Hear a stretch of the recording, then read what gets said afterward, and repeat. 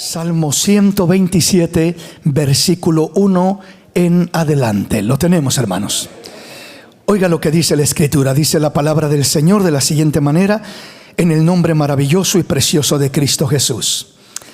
Si el Señor no edificare la casa, en vano trabajan los que la edifican. Si el Señor no guardare la ciudad, en vano vela la guardia. Por demás es que os levantéis de madrugada y vayáis tarde a reposar, y que comáis pan de dolores, pues que a su amado dará Dios el sueño. He aquí, herencia del Señor son los hijos, cosa de estima el fruto del vientre. Como saetas en mano del valiente, así son los hijos habidos en la juventud. Bienaventurado el hombre que llenó su aljaba de ellos. No será avergonzado cuando hablare con los enemigos en la puerta. Y de ahí nos pasamos al Salmo 11, versículo 3, que nos dice la Escritura de la siguiente manera. No pierda el Salmo 127, porque ahí es donde nos vamos a estar centrando y analizando más específicamente, pero simultáneamente leemos el Salmo 11:3, que dice: si fueren destruidos los fundamentos, ¿qué ha de hacer el justo? Si fueren destruidos los fundamentos, ¿qué ha de hacer el justo? Comenzamos introduciéndonos con estos dos versículos y avanzamos rápidamente en lo que sigue. El Señor nos da un fundamento, un principio fundamental en este pasaje, y nos hace saber que las buenas intenciones no sirven de nada cuando no tenemos buenos principios, buenos fundamentos en nuestra vida. Primeramente, cuando acá dice la palabra que si el Señor no edificare la casa, en vano trabajan los que la edifican. Sabemos que el que busca edificar la casa son los padres de familia primeramente. Son los que buscan construir una casa, un hogar, transformar una casa en un hogar, para que de esta manera tengan algo sólido. Y sigue diciendo: si el Señor no guardare la ciudad, en vano vela la guardia. O sea, en otras palabras, si los padres en este caso tratan de guardar una ciudad, una casa, una familia, un hogar, pero si el Señor no guarda, no cuida aquella familia, en vano vela la guardia. En vano es lo que los padres hacen si Dios no tiene su mano sobre aquella casa, sobre aquel hogar. Pero es importante entender cómo provocar que Dios esté edificando nuestra casa, que no sean solamente buenas intenciones con malos resultados en nuestra vida. Muchas familias comienzan con buenas intenciones, pero terminan con malos resultados, porque hacen las cosas a su manera, porque tienen sus propios fundamentos, pero no los fundamentos de Dios, de la palabra de Dios. Y de esta manera, aunque las intenciones sean buenas, los resultados muchas veces son malos. Entonces, ¿cómo provocar que Dios edifique nuestra casa, nuestro hogar, nuestra familia? ¿Cómo provocar que Dios guarde nuestra casa, que Dios vele por nuestra casa, que Dios cuide, que Dios proteja nuestra casa? Y precisamente una de las maneras que venimos mirando es estableciendo los fundamentos de Dios, edificando y construyendo sobre los fundamentos de Dios. Porque si no construimos sobre los fundamentos de Dios, aunque oremos y le pidamos a Dios: bendice mi casa, bendice mi familia, aunque vayamos a la iglesia y no construimos sobre los fundamentos de Dios, tendremos buenas intenciones pero malos resultados. Entonces no es suficiente solamente tener buenas intenciones y, repito, aún orar. Hay muchas familias que oran y le piden a Dios que bendiga su hogar, que bendiga su matrimonio, que bendiga a sus hijos, pero tienen malos resultados. Y muchas veces los malos resultados es porque, aunque con mis labios estoy pidiendo a Dios que bendiga mi casa, que cuide mi casa, no hay fundamentos establecidos sobre los cuales va construyendo esa casa, sobre los cuales va edificando esa familia, y sino que está la casa construida sobre la arena, sobre fundamentos que los arrastra el viento, la tormenta, el río, el agua, cuando golpea sobre nuestra casa y no perdura aquella casa. Entonces no es solamente orar. Orar es importante, orar es bueno, pero tenemos que construir, tenemos que que edificar nuestra casa, nuestro hogar, nuestra familia con los fundamentos de Dios. Por eso decía el Salmo 11:3: si fueren destruidos los fundamentos, ¿qué ha de hacer el justo? Y ese es el propósito y el objetivo del enemigo en este tiempo más que nunca. Está destruyendo los fundamentos primeramente morales, sociales, que antes las naciones, como esta nación de Estados Unidos, fue fundada bajo buenos fundamentos, bajo buenos principios, pero se han deteriorado, se han ido derrumbando. El enemigo ha logrado introducirse y derrumbar los fundamentos y quitar los fundamentos que un día sostenían a esta nación, que un día sostenían las familias, los hogares de esta nación.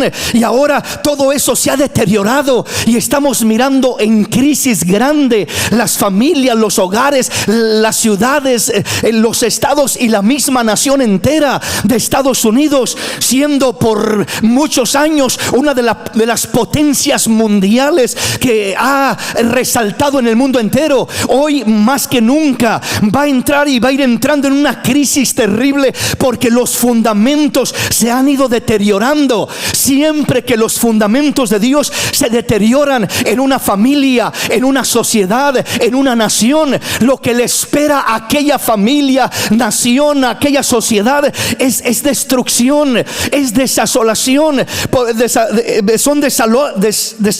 Vienen a ser destruidos. ¿Por qué razón? Porque los fundamentos son los que sostienen aquella nación, aquella familia. Entonces por eso dice: si fueren destruidos los fundamentos, ¿qué ha de hacer el justo? No va a tener cómo defenderse, no va a tener cómo hacer frente a los retos de la vida. Por eso nosotros debemos de entender, aunque los fundamentos de una nación se vayan deteriorando, aunque los fundamentos de nuestras escuelas se van desintegrando, aunque los fundamentos de nuestra sociedad se van corrompiendo, los fundamentos de nuestra familia tienen que estar más sólidos hoy más que nunca para poder hacer frente a tantas corrientes de desolación, de maldad que vienen a querer influenciar a nuestra familia, a querer moldear a nuestra familia, a querer hacer a su manera a nuestra familia, a los hijos, a los matrimonios. La mentalidad que ahora está gobernando nuestra sociedad es lo que quiere ahora invadir también lo que es las familias cristianas. Y nosotros tenemos que estar firmes, sabiendo dónde estamos parados, en quién hemos creído, y tener fundamentos sólidos en nuestro caminar, para que no pueda venir esa destrucción y el enemigo no pueda asolar nuestra familia, no pueda destruir nuestra familia. Entonces el Señor lo pregunta de esta manera, lo dice de esta manera en el versículo 1. En el versículo 2 luego dice: por demás es que os levantéis de madrugada y vayáis tarde a reposar, y que comáis pan de dolores, pues que a su amado dará Dios el sueño. El versículo 2 está hablando del esfuerzo humano, del sacrificio que pueden hacer los padres por querer criar a sus hijos bien, por querer proveer para sus hijos, por querer darles todo lo que necesitan y poder de alguna manera satisfacer esas necesidades. Pero dice: por demás es que os levantéis de madrugada. O sea que muy de mañana, muy de madrugada se levanten los padres para ir a trabajar, para darles de comer, para proveer, para comprarle lo que necesitan a los hijos, etcétera, y vayáis tarde a reposar. Te levantes de madrugada y te acuestes a medianoche o después de a medianoche, solo por buscar hacer algo para tus hijos. Dice: aún esto será en vano. Por demás es que os levantéis de madrugada y vayáis tarde a reposar, y que comáis pan de dolores. O sea, que te malpases, que te limites y que te prives de un montón de cosas, queriendo lograr algo, queriendo hacer algo, queriendo darles algo a tus hijos y queriendo alcanzar algo y comprar algo y tener algo. Dice: aún puedes comer pan de dolores. Dice: no te va a servir de mucho, mientras que a su amado dará Dios el sueño. Dios hará reposar, Dios bendecirá, Dios dará paz, Dios confortará a aquellos que edifican en su palabra, en sus fundamentos, aquellos que hacen las cosas a la manera de Dios. Entonces cuando el versículo 2 dice: dice que por demás es que os levantéis de madrugada y vayáis a estar de reposar y que comáis pan de dolores. Está diciendo, ¿verdad?, que podemos estar ocupados, trabajando, desgastándonos, pero siempre le digo, no es lo mismo estar ocupados que fructificar, que llevar fruto. Llevar fruto significa poner las prioridades en orden en nuestra vida, darle más atención a lo más importante y menos atención a lo menos importante, ocuparnos realmente en lo que es importante en nuestra vida. Eso es lo que nos ayuda a llevar fruto, realizar la tarea que Dios nos ha encomendado y no nuestras propias tareas. Eso es lo que nos ayuda a llevar fruto, cumplir el propósito para el cual fuimos creados por Dios para realizar en esta tierra. Eso es lo que nos ayuda a llevar fruto. Pero podemos entretenernos en cosas vanas, superficiales, podemos ocuparnos en cosas que no valen la pena, podemos acabarnos y desgastarnos buscando conseguir lo que poco importa y descuidar lo que mucho importa. Necesitamos darle más atención a lo que más importa y menos atención a lo que poco importa, y ahí comenzaremos a mirar que fructifica tu vida, fructifica tu familia, porque estás invirtiendo en lo que realmente vale, en lo que realmente importa. Amén, mis hermanos. Vamos a avanzar en nuestro tema ahora sí. Entonces, leemos una vez más el Salmo 127 y vamos a centrarnos en el versículo 3 al 5 más directamente. El versículo 3 dice: he aquí, herencia del Señor son los hijos, cosa de estima el fruto del vientre. Como saetas en manos del valiente, así son los hijos habidos en la juventud. Bienaventurado el hombre que llenó su aljaba de ellos, no será avergonzado cuando hablare con los enemigos en la puerta. Nos dice: como saetas en manos del valiente son los hijos habidos en la juventud.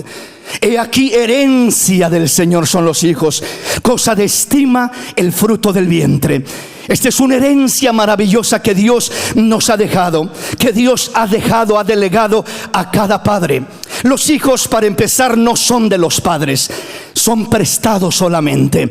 Cada hijo te lo presta Dios para que lo eduques, para que lo instruyes, para que lo guíes, para que lo prepares, para que lo adiestres, para que lo goces, para que lo disfrutes, porque hay una satisfacción hermosa que Dios intencionó en la relación interfamiliar de padres a hijos, que los padres disfruten a sus hijos y que los hijos disfruten a sus padres. Debe de ser una bendición maravillosa la que debe de compartirse mutuamente entre padres y hijos. Entonces, por eso dice: he aquí, herencia del Señor son los hijos, cosa de estima el fruto del vientre. Pero luego dice: como saetas en manos del valiente, así son los hijos habidos en la juventud. Es decir, cuando los padres entienden el propósito, la misión, el deber que Dios les ha delegado, les ha encomendado como padres para guiar, para instruir a los hijos, para dirigir a los hijos, para preparar a los hijos, para equiparlos, para capacitarlos para los retos de la vida que van a enfrentar eventualmente. Eso es lo que acá nos está diciendo el Señor. He aquí, herencia del Señor son los hijos, cosa de estima es el fruto del vientre. Es de mucho valor, de mucha estima delante de Dios un hijo, una hija. Pero luego dice que son como saetas en manos del valiente, así son los hijos habidos en la juventud. ¿Qué es una saeta? Una saeta es una flecha, y dice: son como flechas, así son los hijos en la juventud. Los hijos son como una flecha. ¿Y por qué pone el ejemplo de una flecha? Porque una flecha ha de ser lanzada, ha de ser disparada. El objetivo es ser lanzada esa flecha y pegar en un blanco, pegar en un lugar a donde se está dirigiendo, se está destinando. Entonces el deber de los padres, la responsabilidad de los padres es ser ese arco que lanza la flecha, que le da dirección a la flecha, que prepara la flecha para que pegue en un blanco hermoso, para que llegue a un destino hermoso, que cumpla un propósito maravilloso. Ese es el deber de los padres. Son el arco que lanza las flechas. Entonces debemos de entender que cuando los hijos son pequeños y van desarrollándose, los padres pueden y deben tomar decisiones por aquellos hijos.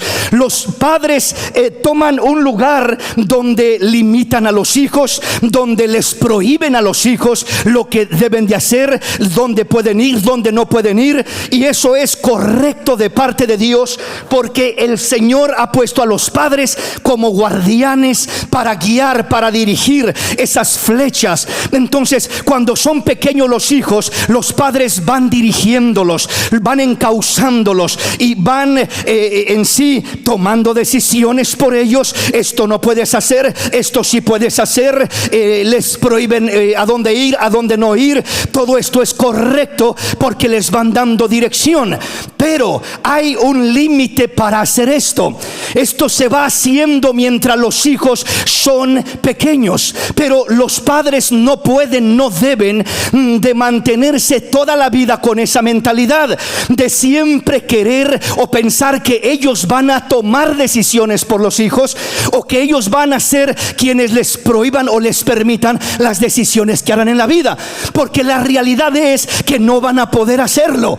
La realidad es que llega una etapa, llega un momento cuando cada hijo tomará sus decisiones, buenas decisiones o malas decisiones. Entonces, lo que los padres son llamados a hacer es a preparar a los hijos para tomar buenas decisiones en la vida cuando esto ya esté a su alcance, cuando son mayores de edad, cuando ya es el tiempo señalado y adecuado para tomar decisiones, que puedan tomar decisiones sanas y correctas. Porque de otra manera, el padre o la madre que simplemente se mantiene con la mentalidad de tomar decisiones y prohibiciones sobre los hijos, llega el momento cuando aún el hijo, la hija puede casarse y el padre o la madre todavía quiere mandar al hijo, quiere mandar a la hija, y ya el hijo ya está casado, ya tiene 40, 50 años, pero mamá todavía dice: tú eres mi hijo y tú vas a hacer lo que yo diga porque yo soy tu madre. Entonces no es un desarrollo sano. El desarrollo sano es que le inculqué principios, le inculqué valores, le inculqué el temor de Dios, para que cuando aquel hijo, aquella hija vaya a tomar decisiones, tome decisiones correctas, que honren a Dios, que amen a Dios, que agraden a Dios. Esta es la manera correcta de poder lanzar a los hijos, de poder dirigir a los hijos, como dice acá, como flechas, como saetas en manos del valiente. Entonces, la etapa de tomar decisiones por los hijos, la etapa de las prohibiciones hacia los hijos, es la etapa de la infancia, es la etapa donde apenas van formándose y desarrollándose los hijos. Pero la meta de todo padre no debe de ser ellos tomar las decisiones por los hijos, sino enseñar a los hijos, preparar a los hijos, adiestrar a los hijos, para que esté la madre o no esté el padre o no esté, los hijos sepan tomar buenas decisiones. Estén lejos de casa o estén dentro de casa, sepan tomar buenas decisiones, tengan principios que los guíen. Estén en la escuela con los amigos y no hay nadie que los vea, pero ahí están los principios y los fundamentos de Dios guiándolos en su corazón, en su vida,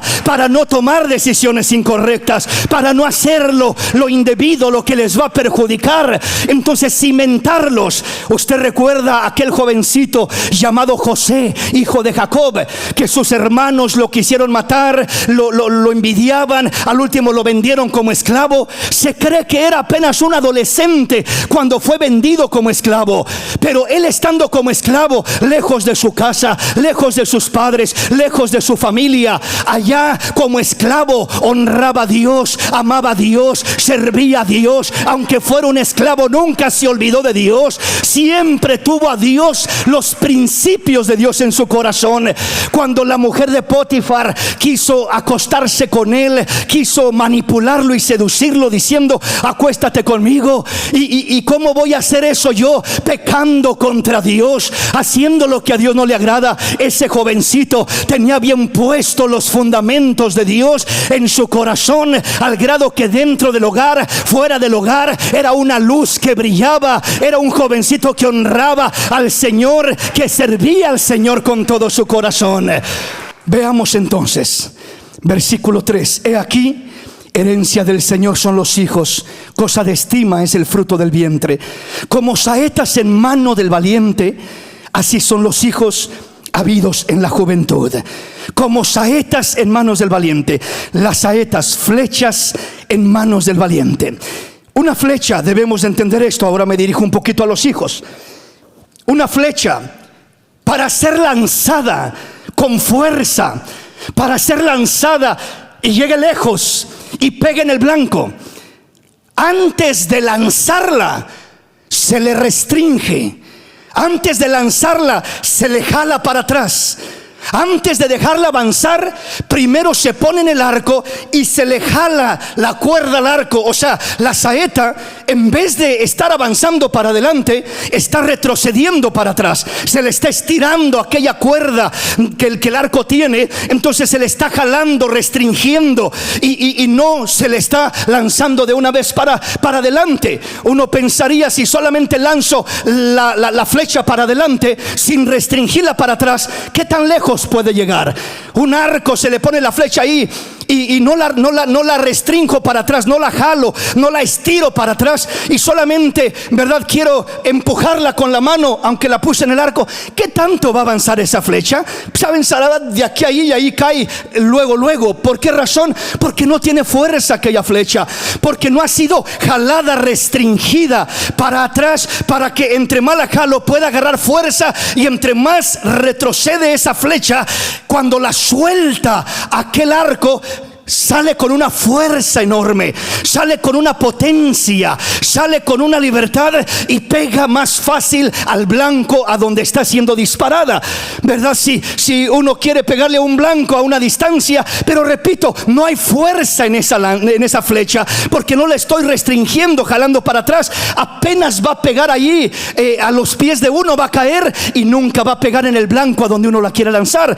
Entonces los padres muchas veces tienen sueños, anhelos, deseos de que sus hijos lleguen lejos, de que sus hijos logren objetivos especiales, espiritualmente, moralmente, materialmente, en todos los aspectos, y eso es algo bueno. Pero repito, primero tiene que ser jalada, restringida la flecha antes de ser lanzada. Y cuando hablo de ser jalada, ahí es donde no nos gusta mucho, porque el ser restringidos y jalados para atrás en vez de avanzar para enfrente, tiene que ver con la disciplina, tiene que ver con la corrección, tiene que ver con la dirección que Dios le quiere dar a cada hijo. Antes de que el hijo diga: estoy listo para ser lanzado y lograr grandes cosas, y pegar en objetivos, y lograr metas, y lograr propósitos. Qué bueno que el hijo como flecha quiera lograr muchas cosas, y los padres también quieren aquello. Pero repito, si no son disciplinados, si no son corregidos, si no se les da dirección,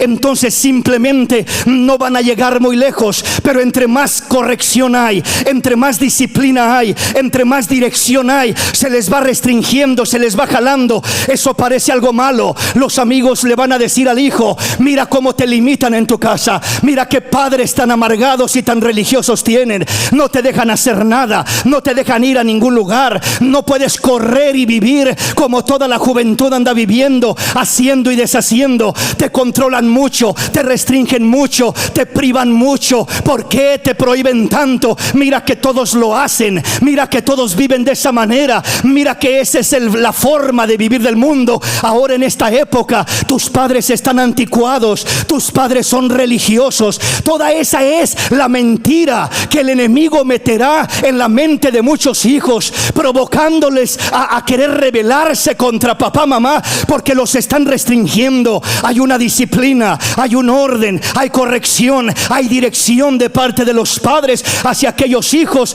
Y en todo eso, repito, no se siente muy agradable como hijo que uno es, porque repito, el sistema del mundo le dice a uno lo contrario. Pero el Señor dice: hijo, entre más obedeces, entre más disciplinado eres, entre más corrección recibes, entre más dirección recibes, yo sé lo que hago, a mí no me va a pasar nada. Yo puedo andar entre la mala corriente, entre las malas amistades, yo puedo andar entre aquí y entre allá, y a mí no me va a pasar nada. Mentiras, no es que no te vaya a pasar nada. La Biblia dice que las malas conversaciones corrompen las buenas costumbres. La disciplina, la corrección nos ayudan, nos restringen, nos limitan, pero cuando nos sueltan, entonces sí, como flecha, entonces saldremos con mayor fuerza, con mayor potencial para alcanzar metas grandes, para hacer cosas que valgan la pena realmente. Con dirección, con sabiduría,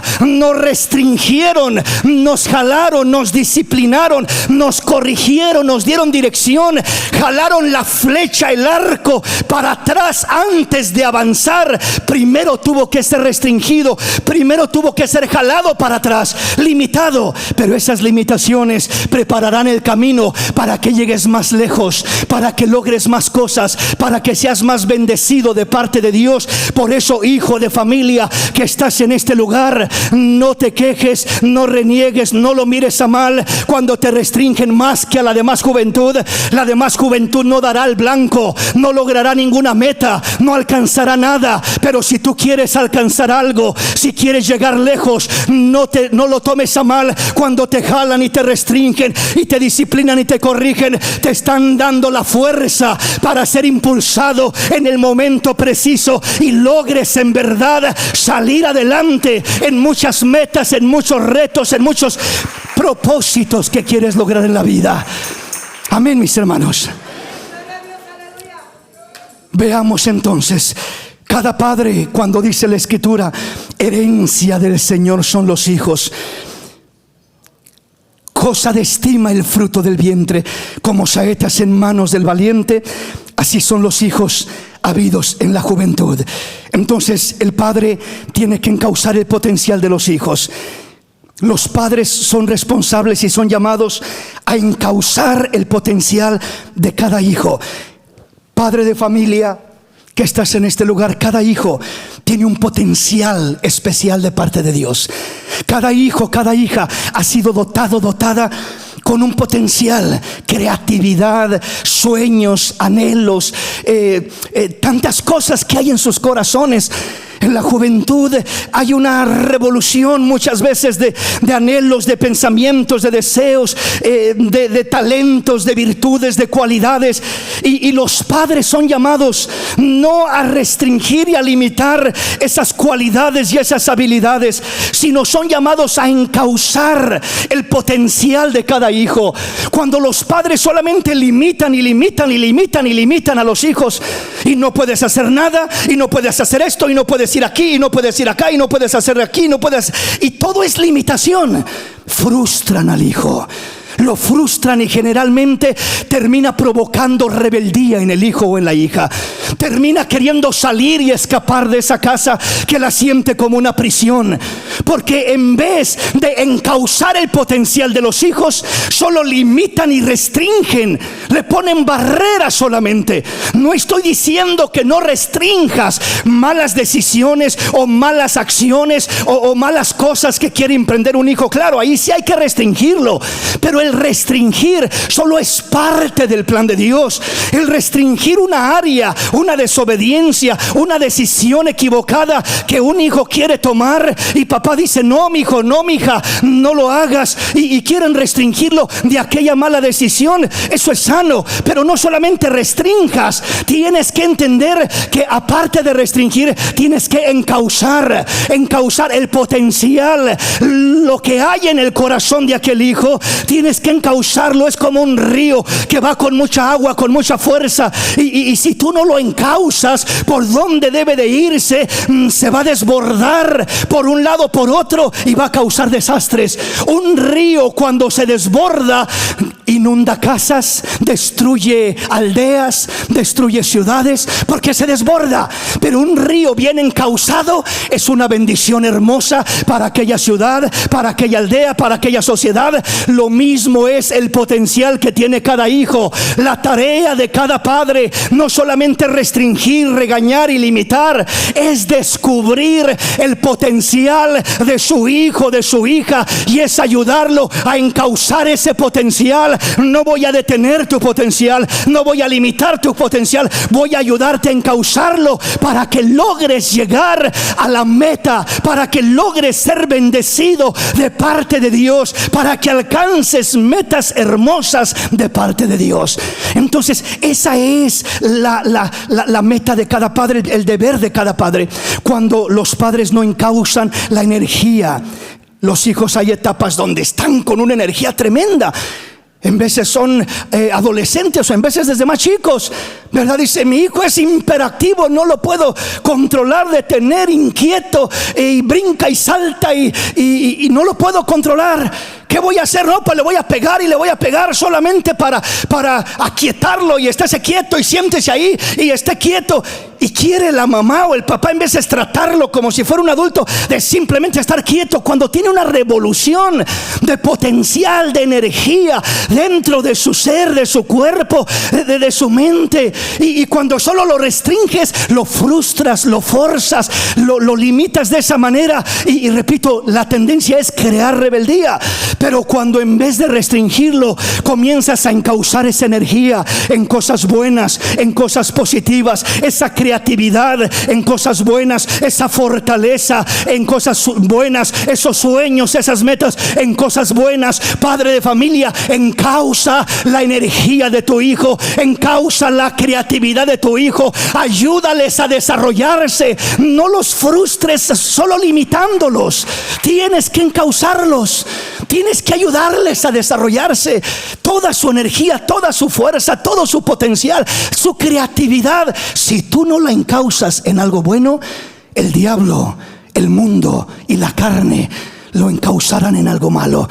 Si tú no los ocupas en algo bueno, el mundo, el diablo, la carne los ocupará en algo malo. Ocúpalos en algo sano, que se desarrollen, que puedan soltar su energía, su creatividad, su fortaleza, y puedan desarrollarse sanamente en el plan de Dios y en el orden de Dios. Esto es parte del deber, de la responsabilidad de cada uno de los padres. Amén, hermanos. Avanzamos en nuestro tema. Cuando la palabra del Señor nos dice: he aquí, herencia del Señor son los hijos, cosa de estima el fruto del vientre, son como saetas en manos del valiente, así son los hijos habidos en la juventud. Rápidamente quiero tocarle 3 principios que no alcancé en el tema pasado. Y estos 3 principios, comenzamos con esto. En todo hogar, en toda casa, toda familia, todo padre, matrimonio o madre, si es madre soltera, solamente está mamá por alguna causa en el hogar, o solamente papá, o están los 2 padres, pues no importa. Pero en un hogar es importante que haya estos 3 principios. En toda familia tienes que entender que tienes que ser justo, tienes que ser firme y tienes que ser alegre. Tiene que haber justicia, ser justo, ser firme y ser alegre. ¿Qué quiere decir esto? ¿Por qué esto es tan importante? Cuando entendemos esto, que en cada familia tiene que haber, de parte de los padres a los hijos, y claro, también de parte de los hijos a los padres, tenemos que ser justos. Comienzo con ese punto. Tenemos que ser justos. Cuando operamos en injusticia, provocamos rebeldía. Dañamos la casa, dañamos el hogar, dañamos los fundamentos. Cuando no hay fundamento de justicia en mi hogar, entonces provocaré igual rebeldía en los hijos, rebeldía en el hogar. Y esto se mira muchas veces cuando un padre de familia, por ejemplo, simplemente es machista, quiere hacer las cosas a su manera. Así va a ser esto porque yo digo, y punto y aparte. Pero no está bien de esa manera, no es lo correcto. Lo correcto es esto otro, es mejor de esta manera. Pues yo así digo, y porque yo digo, punto y aparte. Y muchas veces aplican una ley para ellos y otra ley para los hijos. Injusticia. Cuando los padres en sí mismos, ellos se dan libertades y entonces ponen exigencias en los hijos que los padres mismos, como dice la Escritura, no mueven un dedo para poder cumplir aquello mismo. ¿Sí me explico? O sea, los fariseos, la Biblia nos dice que el Señor Jesús les dijo: ustedes ponen cargas a los demás y ustedes no hacen no mueven ni un dedo para levantarlas, no llevan ustedes aquello. Entonces tenemos que ser justos. No podemos simplemente implementar caprichos, deseos, actuar arrogantemente solo porque yo soy el padre, solo porque yo soy la madre.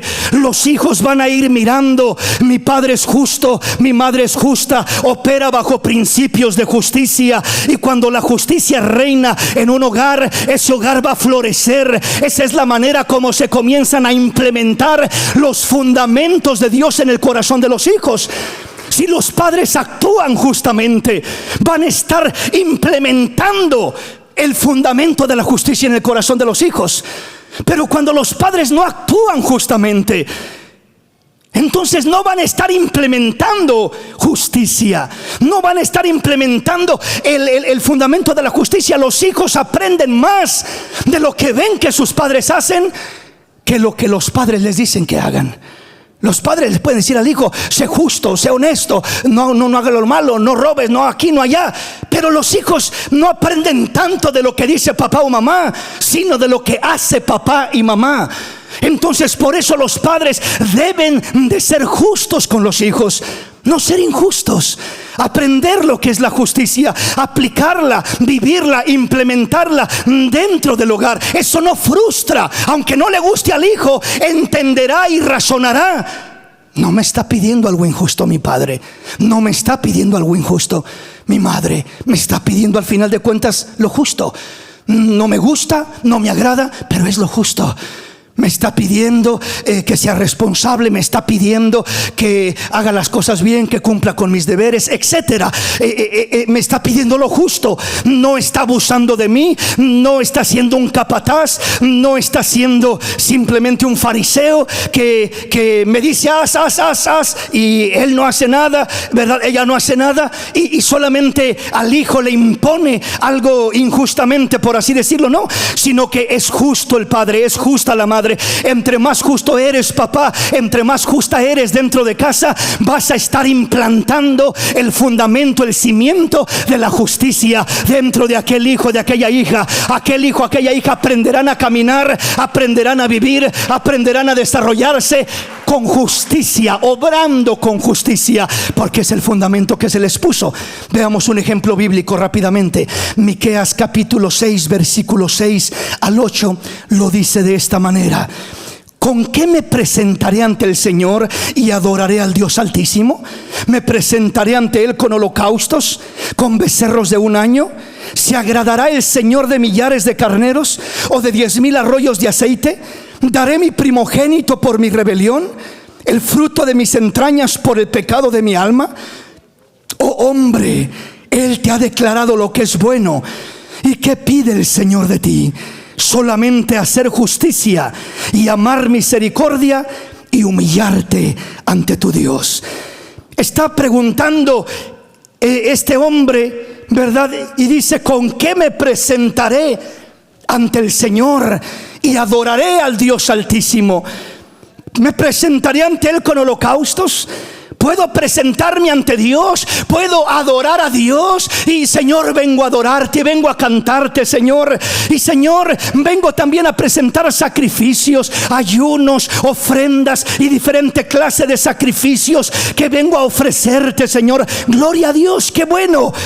Antes los sacrificios eran, como dice acá, holocaustos, becerros de un año. Eran sacrificios muy especiales. Hoy no ofrecemos esos sacrificios, pero hoy decimos: vengo a ofrecerte un sacrificio, Señor, el sacrificio de alabanza. Vengo a alabarte, fruto de labios que confiesa tu nombre. Venimos y decimos: Señor, vengo a ofrecerte el sacrificio de un ayuno, Señor. Vengo a ofrecerte esta ofrenda, Señor. Vengo a ofrecerte la ofrenda, Señor, de mi economía. Vengo a ofrecerte esta ofrenda, Señor. Gloria a Dios. Vengo a ofrecerte la ofrenda de servicio, Señor. Vengo a servir, a apoyar en tu obra, en esta área, en esta otra. Todo todo eso es lindo, pero oiga lo que sigue diciendo: me presentaré ante el Señor con holocaustos, con becerros de un año. Luego dice: ¿se agradará el Señor de millares de carneros? Eso es lo que busca Dios, nuestros sacrificios humanos, o de 10,000 arroyos de aceite. Eso es lo que Dios quiere, mucho sacrificio, mucho sacrificio, mucho sacrificio.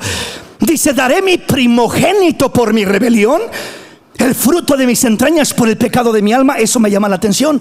Daré mi primogénito, mi hijo, mi primer nacido, por mi rebelión, y el fruto de mis entrañas por el pecado de mi alma.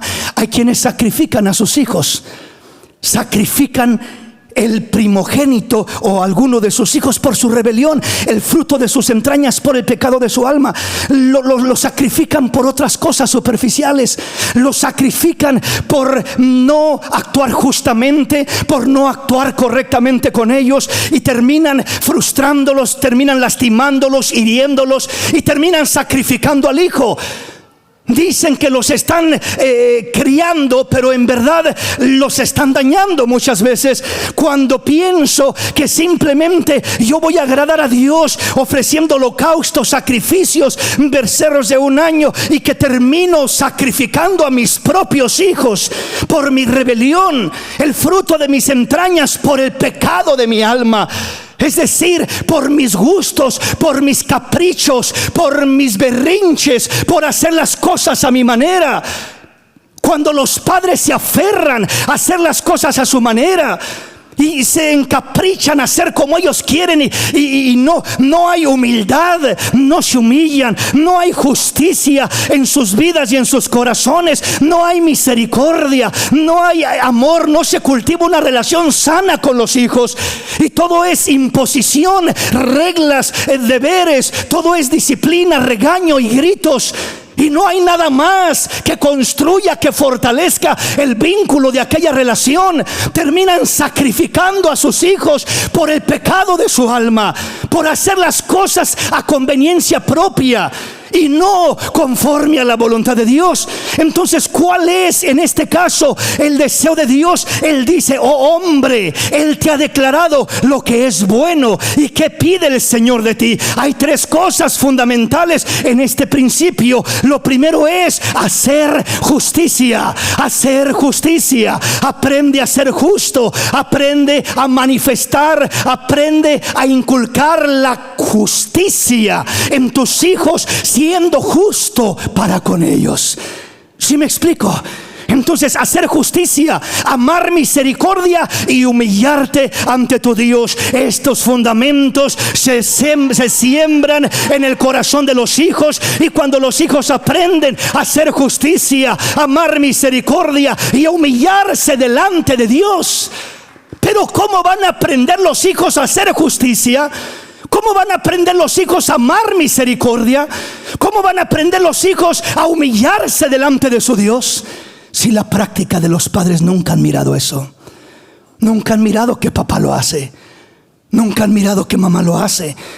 No hace justicia, no ama misericordia, no se humilla delante de Dios. Entonces nosotros los padres son los primeros que tienen que hacerlo, de hacer justicia en el hogar, hacer justicia, hacer las cosas justamente, amar misericordia, humillarse ante su Dios, para que Dios sea el que reine, el que gobierne y el que ponga el fundamento correcto en padres e hijos por igual, que toda la casa vaya creciendo, siendo edificada, siendo bendecida, siendo fortalecida de una manera especial. Avanzo el siguiente punto: sé justo, sé firme. Sé firme. Mateo capítulo 5 versículo 37 dice la palabra: pero sea vuestro hablar sí, sí, no, no, porque lo que es más de esto, de mal procede. Sé firme. ¿Qué significa esto? No formes, no críes inestabilidad, inconstancia en tus hijos. Creamos inestabilidad, inconstancia, los hacemos hijos fluctuantes, los hacemos hijos manipuladores cuando no hay firmeza en lo que hacemos, en lo que decimos, y claudicamos y vacilamos y cambiamos rápidamente y fácilmente de pensamiento, y ahorita digo que sí y al ratito que siempre no, y después ok, está bien, no, ya cambié de parecer y siempre no. Eso frustra, eso turba, eso afecta a los hijos. Crean con inestabilidad, crean con inconstancia, crean siendo hijos que fluctúan constantemente. No tendrán firmeza en sus decisiones en la vida, no perdurarán en las metas que emprenden, en lo que realizan. Y cuando digo tener firmeza, no solamente estoy hablando de lo que dices verbalmente, de que cumpla lo que dices. Por supuesto que está hablando de eso, pero va más allá de eso. Que te vean con firmeza caminando, con estabilidad. Por ejemplo, los matrimonios tienen problemas. En un momento a otro tienen una discusión, tienen una diferencia.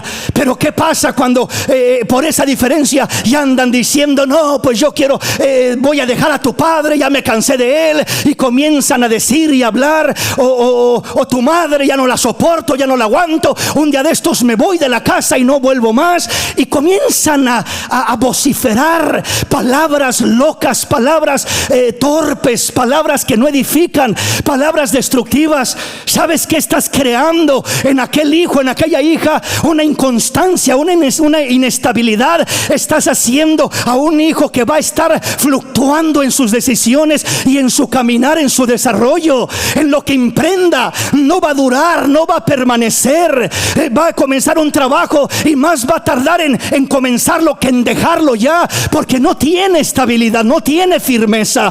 Un matrimonio que los padres, a pesar de las diferencias, a pesar de los problemas, a pesar de lo que haya, siempre les muestran a los hijos: sí, no somos perfectos, tenemos problemas, pero estamos en esto con un compromiso hasta llegar hasta el fin. Vamos a pelear la batalla y nos vamos a mantener siempre. Los problemas los arreglaremos en el camino, las diferencias las arreglaremos en el camino, pero no vamos a estar claudicando, que hoy quiero estar junto con mi pareja, con mi esposo, con mi esposa, y mañana ya no. Que hoy quiero un trabajo y mañana ya no, porque no me gusta, porque no me tratan bien, porque esto, porque el otro. Y donde quiera puros pretextos y excusas. Hijos inestables terriblemente. Se crea una inestabilidad que destruye los hogares o a los mismos hijos. Quieren comenzar una relación, una familia, un matrimonio el día de mañana, inestables, comienzan a tener peores problemas por su inestabilidad. Tenemos que crear hijos firmes. Lo que emprendan, manténgase en ello, afírmese, luche por ello, no esté claudicando. Mire bien lo que va a elegir, mire bien lo que va a emprender, mire bien lo que va a decidir. No lo haga a la ligera, no simplemente haga arrebatadamente: quiero hacer esto, no, mejor aquello, no, mejor aquello, y al último no hace nada. No, que quiero estudiar hoy arquitectura, no, mejor mañana quiero estudiar medicina, no, mejor mañana quiero ser maestro, no, mejor quiero ser policía, y no sé, y al último no es nada. Sí, porque a todo le tira y a nada le pega.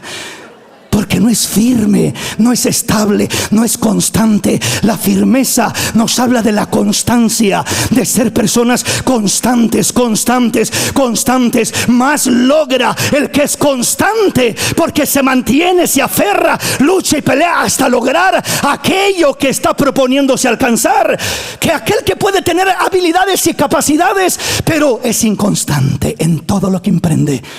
Es inconstante en todos sus caminos, claudica, fluctúa y no logra nada en la vida, porque es inconstante. La inconstancia es una amenaza, nos destruye, nos desvía de la meta. La inconstancia son vientos que mueven la saeta y la flecha y la lanzan por allá en otra dirección, que va a pegar donde no tenía que pegar y cae por allá donde no tenía que caer, donde no tiene sentido que pegue. Entonces todo eso es lo que nos afecta, y los padres son los primeros que tienen que mostrar por su caminar familiar que tienen que inculcar en los hijos esa firmeza, esa constancia, esa seriedad, esa estabilidad. Lo que me propongo luchar y trabajar para lograr, lo voy a hacer, pero no voy a estar claudicando. No voy a estar hoy con una cosa, mañana con otra, pasado con otra y el próximo mes con otra, y una inconstancia terrible. Y eso se manifiesta en muchos aspectos de nuestra vida, desde cosas sencillas hasta cosas más significativas. Y tenemos que comenzar a practicar y a crear estabilidad para que los hijos vayan creciendo y sean lanzados como una flecha que sale derechita y que no es movida por el viento, sino que pega directamente donde se le apuntó, porque hay constancia, hay firmeza, hay estabilidad en aquella flecha que fue lanzada. Pues esa es la firmeza, esa es la constancia, esa es la estabilidad que Dios nos manda. Espiritualmente el Señor nos dice que seamos constantes, que no claudiquemos, que no seamos de doble ánimo, porque el hombre de doble ánimo es inconstante en todos sus caminos. Es como la ola del mar que es arrastrado y llevado de un lugar a otro y no logra nada. Por eso Dios dice: mis hijos, mi pueblo, quiero constancia, quiero estabilidad, quiero que te mantengas firme. No digamos, hablando de nuestra fe en el Señor, que tus hijos no te vean claudicando. Hoy quiero servir a Dios, no, mañana ya no quiero porque me hicieron una cara. No, siempre sí, hoy ya de vuelta me animo, y un par de días o de semanas y ahora ando ahí tirando la toalla, que ya no quiero buscar de Dios, y ando todo claudicando siempre, ando siempre que sí, que no. Soy cristiano de temporadas, una temporada muy animado, otra desanimado, una con deseos, otra sin deseos. ¿Qué estoy creando en mis hijos? ¿Qué estoy inculcando? ¿En qué dirección los estoy lanzando? Inconstancia terrible, hermano. No hay nada más hermoso que los hijos vean a sus padres buscando a Dios con estabilidad, con todos sus problemas, pero buscando a Dios, con todas sus imperfecciones, pero buscando a Dios, que son fieles a Dios, constantes a Dios, que aman a Dios, que buscan a Dios, y que nada los detiene ni los aparta de Dios. Nada ni nadie. Eso es hermoso, eso es maravilloso, y eso es la firmeza que proyectamos hacia nuestros hijos. Le termino con el último punto. El último punto es: sé alegre, sé alegre.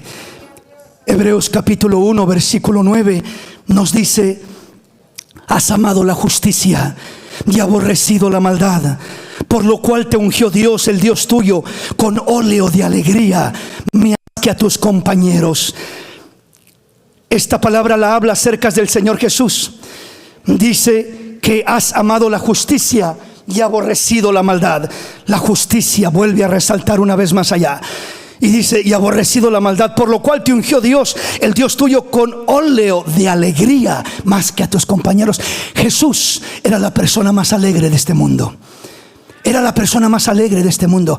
En veces las películas y la religión nos muestra a un Jesús religioso, a un Jesús así como mal encarado, así que muy no sé, muy como sin reír, sin poder ser alegre. Pero la palabra me dice que Jesús fue ungido con óleo, con aceite de alegría. No fue ungido con aceite de Chanel o de no sé qué, ¿verdad? Perfume del más caro que hay acá. Fue ungido con perfume de alegría. Era alegre, había gozo en su corazón, había algo lindo en su vida. Proyectaba, transmitía. Era un hombre alegre, alegre. Y en esa alegría, obviamente, tenía momentos cuando reprendía a los fariseos y se indignaba por las injusticias y las maldades que hacían. Pero él era un hombre alegre.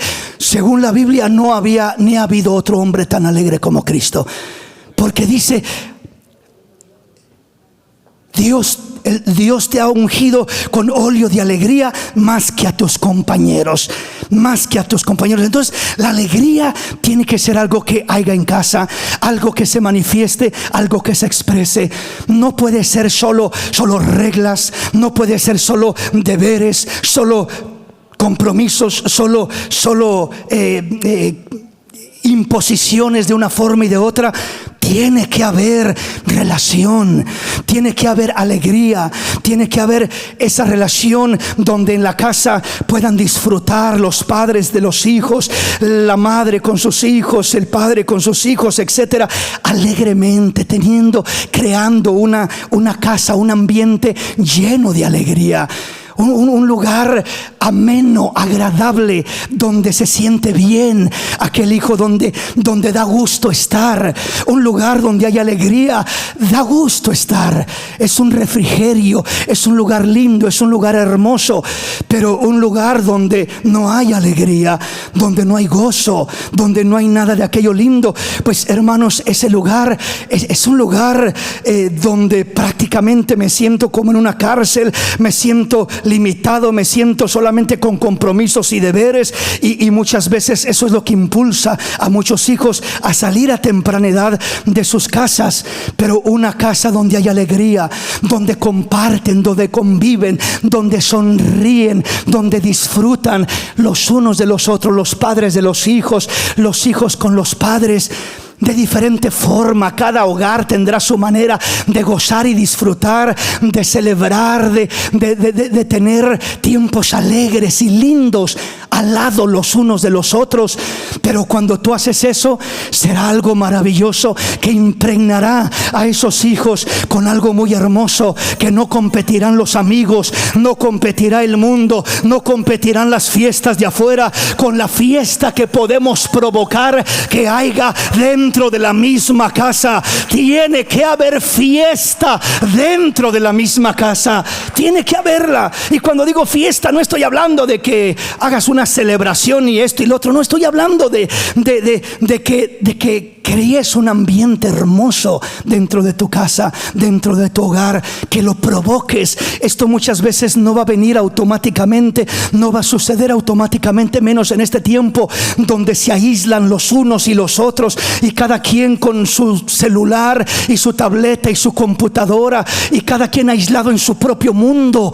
Y aunque están encerrados en la misma casa, están distantes millas y millas el uno del otro, porque simplemente no se crea ese ambiente para socializar, para disfrutar, para armonizar, para crear alegría, momentos memorables, momentos inolvidables que quedarán grabados en el corazón del hijo, de la hija, y que, repito, preferirá estar en el gozo, en la alegría que hay en el hogar, que en la alegría que están invitándole a la fiesta, a la parranda con los amigos en un lado y en otro. Cuando hay verdadera alegría en el hogar, los hijos prefieren estar dentro del hogar que en una mala compañía, en una aparente fiesta donde termina siendo destrucción y un caos para sus vidas.